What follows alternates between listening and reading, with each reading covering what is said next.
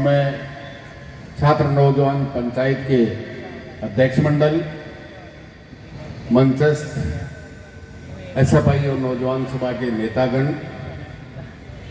और अन्य जनप्रतिनिधि और नेतागण और इस छात्र नौजवान पंचायत में आए हुए छात्र नौजवान साथियों, सबसे पहले तो एसएफआई और नौजवान सभा छात्र नौजवान विरोधी नीतियों के खिलाफ जो संघर्ष हमेशा करती रही है और आज आपने पूरे दातारामगढ़ विधानसभा क्षेत्र के 15 जोनों में जोन सम्मेलन करके ये दाता के भगत सिंह स्टेडियम में छात्र नौजवान पंचायत करके मार्क्सवादी कम्युनिस्ट पार्टी को समर्थन और इस चुनाव में संघर्ष और हक के लिए आपने एसएफआई और नौजवान सभा में समर्थन किया है। इसके लिए मैं मेरी ओर से और भारतीय कम्युनिस्ट पार्टी मार्क्सवादी की ओर से आप सबका क्रांतिकारी अभिवादन करता हूं, धन्यवाद पेश करता हूं। क्योंकि मैं भी विद्यार्थी जीवन में एसएफआई का झंडा लेकर आगे बढ़ा, तो नौजवान सभा में और फिर किसान सभा और कम्युनिस्ट पार्टी के माध्यम से आज जो दातारामगढ़ में 75 साल की आजादी के बाद पानी की व्यवस्था नहीं करके लोगों को टैंकर से पानी खरीद के पीना पड़ रहा है, वो भी फ्लोराइड ही पीना पड़ रहा है। आज इस समस्या को,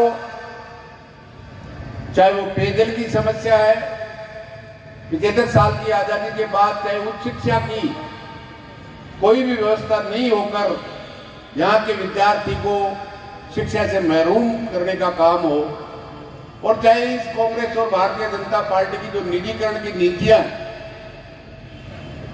जो रोजगार विहीन विकास केवल भ्रष्ट नेता और अफसर और ठेकेदारों का है, हर विभाग में ठेका पड़ता है, आउटसोर्सिंग है,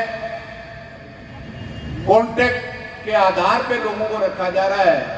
यही नीतियां हैं जो शिक्षा से वंचित करती है, रोजगार से वंचित करती है और बड़े बड़े लोगों को मालामाल करने का काम करती है।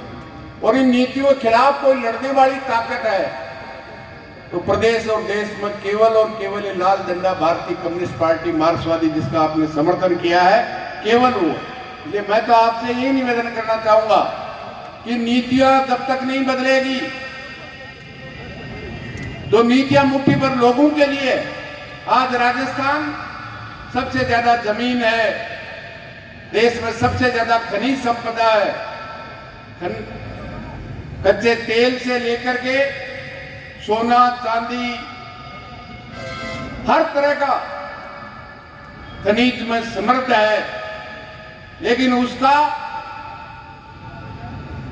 जो आय है वो राजस्थान की 8 करोड़ जनता के लिए, विद्यार्थी और नौजवान के लिए उसका उपयोग नहीं हो रहा है। आज 75 साल की आजादी के बाद स्कूल है तो मास्टर नहीं है, महाविद्यालय का नाम नहीं है, अस्पताल है तो डॉक्टर नहीं है। आज भी स्कूलों में 2 लाख मास्टरों की वैकेंट पोस्ट पड़ी हुई और राजस्थान का 16 लाख विद्यार्थी और युवतियां ट्रेंड है, लेकिन कांग्रेस और भारतीय जनता पार्टी उन सार्वजनिक शिक्षा व्यवस्था में टीचर लगाने की बजाय निजी शिक्षण संस्थाओं को बढ़ावा देने का काम कर रही है। और उसका नतीजा है कि गरीब का, किसान का बेटा और बेटी आज शिक्षा से महरूम है। ये मेरा तो आपसे निवेदन है कि नीतियों के खिलाफ ही ये जंग है। ये चुनाव इसी बात के बीच में है कि ये जो कांग्रेस और भारतीय जनता पार्टी चुनाव के वक्त जो साथियों ने भी रखा, कांग्रेस पार्टी ने कहा था अगर हमारी सरकार बनी तो 10 दिन में सभी किसान और गांव के गरीब का कर्जा माफ। भारतीय जनता पार्टी ने कहा था 100 दिन में हम काला धन 80 लाख करोड़ लाके इस देशवासी के हर के खाते में 15 लाख आएगा। इस देश के नौजवान को हर साल 2 करोड़ को हम रोजगार और नौकरी देने का काम करेंगे। लेकिन दोनों पार्टियों ने सड़क हो, शिक्षा हो, बैंक हो, बीमा हो, बेल हो या सेल हो, सबको देने का काम किया है। और आखिर में इस देश की किसान की जमीन और उसमें पैदा होने वाली रोटी को अंबानी और अडानी के हवाले करने का काम 3 काले कानूनों से किया। मैं तमाम छात्रों और नौजवानों को इस बात के लिए धन्यवाद देता हूं। उस 13 महीने के आंदोलन में यहाँ के विद्यार्थी और नौजवान ने न केवल संघर्ष में बल्कि भारत की जनवादी नौजवान सभा ने 1-1 रुपया इकट्ठा करके धन के रूप में भी, तन के रूप में भी, हर तरह से तन, मन और धन से सहयोग किया। इसके लिए भी बधाई के पात्र है। मैं समझता हूं केवल ये भारतीय जनता पार्टी तो किसानों को आतंकवादी कह रही थी, क्या क्या नहीं कह रही थी। अरे हम कहना चाहते हैं भारतीय जनता पार्टी उस मनुस्मृति को मानती है। जब इंद्र मेघवाल और दूसरे साथियों में दमन होता है तो वो तो दमन करने वाले होते हैं, लेकिन वो कांग्रेस जो दम भरती है, एक शब्द नहीं निकलता। और उन हत्यारों के पक्ष में 10-10 हजार लोग हत्यारों को बचाने के लिए आते हैं। कांग्रेस सरकार के कलेक्टर और एसपी उनके साथ ताड़ियां बजाती है और सरकार देखती रह जाती है, एक कदम नहीं उठाती है। लेकिन यही भारत की जनवादी नौजवान सभा, एसएफआई और मार्क्सवादी कम्युनिस्ट पार्टी उन शोषित पीड़ित लोगों के पक्ष में खड़ी रहती है। और जो पूरे देश में इस जातीय शोषण और दमन के खिलाफ जो आईकॉन साथी चंद्रशेखर है, यही भारतीय जनता पार्टी अनेकों बार जेल में जाकर डालकर उस आवाज को दबाने की कोशिश करती है और आखिर में उसको जान लेने की कोशिश गोली से करती है। तो निश्चित रूप से आप और हम ही हैं तो उस अन्याय के खिलाफ आवाज उठाने वाले हैं। बाकी एक भी पार्टी बोलने के लिए तैयार नहीं रहती है। ये मेरा तो आपसे निवेदन है, ये संदेश आम जनता के लिए जो संघर्ष है वो आगे बढ़े। ये जो समस्याएं हैं इस दाता रामगढ़ को 75 साल के बाद में भी ये दंश भोग रहे हैं, निश्चित रूप से उनसे छुटकारा हो। इसलिए आने वाली 25 नवंबर तक आपको दौड़ना है, फिर 5 साल तक आपके हक और अधिकारों के लिए सड़क से लेकर विधानसभा तक दौड़ने की जिम्मेदारी अमरा राम और लाल झंडे की होगी। इसी आशा और विश्वास के साथ आपको पुनः धन्यवाद देते हुए कि हर बूथ पे यूथ लगेगा, वो जोश है, वो जुनून है। निश्चित रूप से इन नीतियों के खिलाफ इस संघर्ष को जिस तरह से पूरे देश के किसान मजदूरों ने एकजुट होकर इन नीतियों के खिलाफ आजादी के 75 साल में एक बहुत बड़ा ऐतिहासिक आंदोलन लड़ करके उस नरेंद्र मोदी जो हिटलरशाही पे चलता है, तानाशाही पे चलता है, इस देश के किसान से माफी मांगकर काले कानून वापस लेना पड़ा। निश्चित रूप से संघर्ष आगे बढ़ेगा और ये जनता को बेहाल और नौजवान को बेरोजगार और विद्यार्थी को शिक्षा से वंचित करने का काम कर रहे हैं। इन नीतियों को जब तक नहीं बदला जाएगा हमारा संघर्ष, चुनावी संघर्ष और मैदान का संघर्ष भी जारी रहेगा। इसी आशा के साथ बहुत बहुत धन्यवाद। इनकलाब जिंदाबाद। धन्यवाद साथी अमरा राम जी। अब मैं आज की इस मीटिंग की समापन की घोषणा करने से पहले एक सूचना है सभी साथियों को कि एसएफआई और डीवाईएफआई का कार्यालय का उद्घाटन भी अभी करेंगे। साथी मुकेश रोज इस मीटिंग की समापन की घोषणा करेंगे। उसके बाद में पास में ही एसएफआई और डीवाईएफआई का कार्यालय भी उद्घाटन करने के बाद में तमाम साथी यहाँ से जाएंगे। साथी मुकेश रोज आए और इस कार्यक्रम की समापन की घोषणा करें। जब तक तमाम साथी रुककर यहाँ से हम एक साथ में डीवाईएफआई और एसएफआई के ऑफिस तक चलेंगे। उद्घाटन करा के तमाम साथी अपने अपने स्थान तक जाएंगे। साथी मुकेश रोज आए और अपनी बात रखे। साथी मुकेश, आप ये कौन से ऐसे ज्वलंत मुद्दे हैं जिसके ऊपर आप जनता के बीच में लेके जाएंगे इस क्षेत्र के अंदर? पेयजल की सबसे बड़ी समस्या है, कुछ शिक्षा की व्यवस्था नहीं है, भ्रष्टाचार को शिष्टाचार कर दिया है। मैं समझता हूँ अमरा राम जिस दिन 3 दिसंबर को रिजल्ट निकलेगा, अमरा राम विधायक चुना गया तो भ्रष्टाचारी अधिकारी छोड़ करके यहाँ से बदली करा के भाग जाएंगे। पानी की व्यवस्था पहले भी 10 से 13 तक की है। निश्चित रूप से शिक्षा ये सब व्यवस्थाओं ही मुद्दे हैं हमारे, जो जनता के मुद्दे, जो महंगाई का मुद्दा है, जो बेरोजगारी का मुद्दा है, पेपर लीक का मुद्दा है, हर तरह के जो मुद्दे जो आम जनता को परेशान करते हैं और बड़ी बड़ी कंपनियों को माल करते हैं, निश्चित रूप से यही मुद्दे। तो ये थे अमरा राम जी, आज यहाँ नौजवान और यूथ के कन्वेंशन को यहाँ संबोधित करने के लिए आए थे। नौजवानों का बहुत बड़ा हुजूम यहाँ पे हजारों की संख्या के अंदर यहाँ पे आए हुए हैं। मैं हरफूल जी से निवेदन करूँ, हरफूल जी क्या क्या मुद्दे रहेंगे, आगे की लड़ाई कैसी रहेगी, आपका रिजल्ट कैसा रहेगा? हमारा रिजल्ट बहुत ही शानदार रहेगा।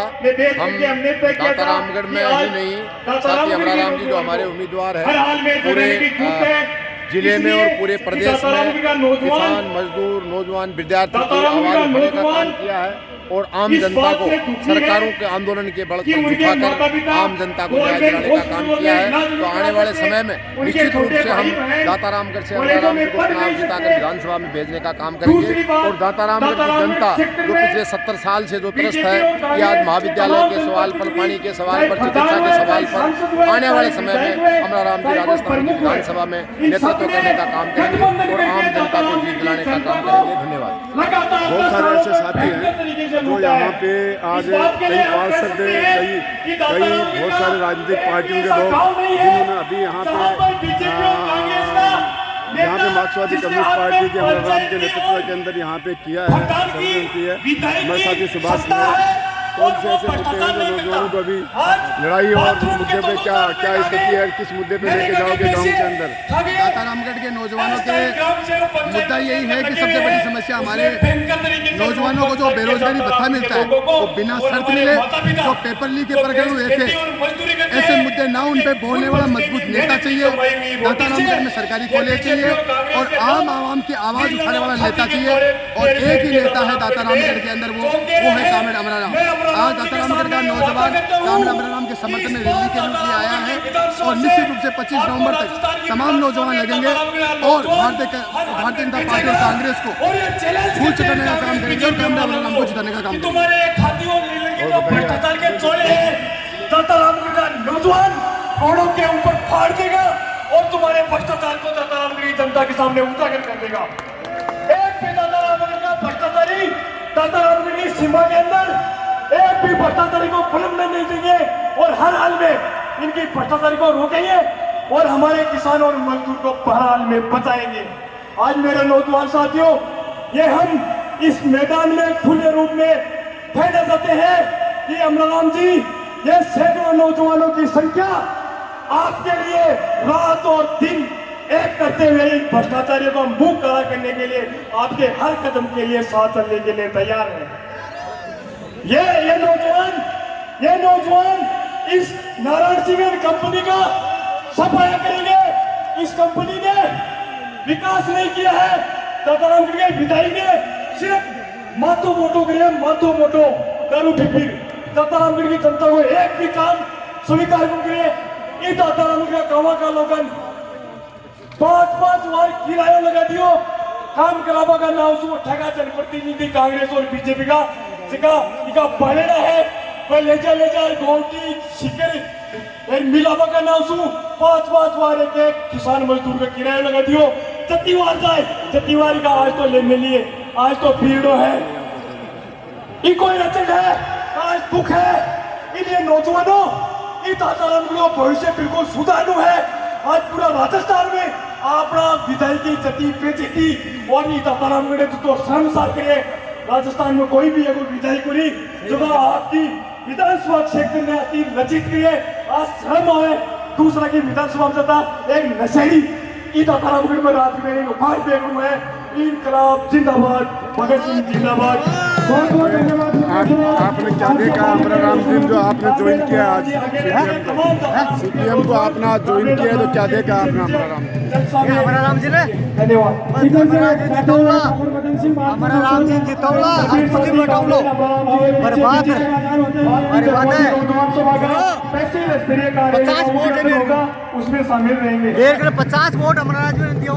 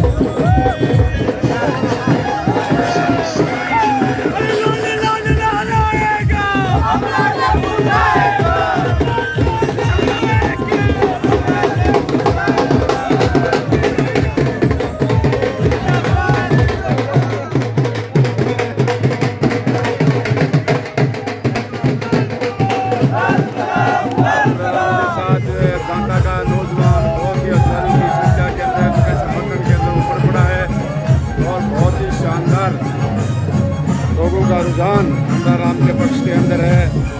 बढ़िया तरीके से तैयारी आज कन्वेंशन हुआ नौजवानों का और बेहतरीन रिजल्ट लाने के लिए नौजवान कल की संकल्प हैं। बहुत बड़ी समस्याएं हैं यहाँ दाता रामगढ़ के अंदर। उन तमाम समस्याओं के ऊपर इन नौजवानों ने अपनी भागीदारी निभाई है।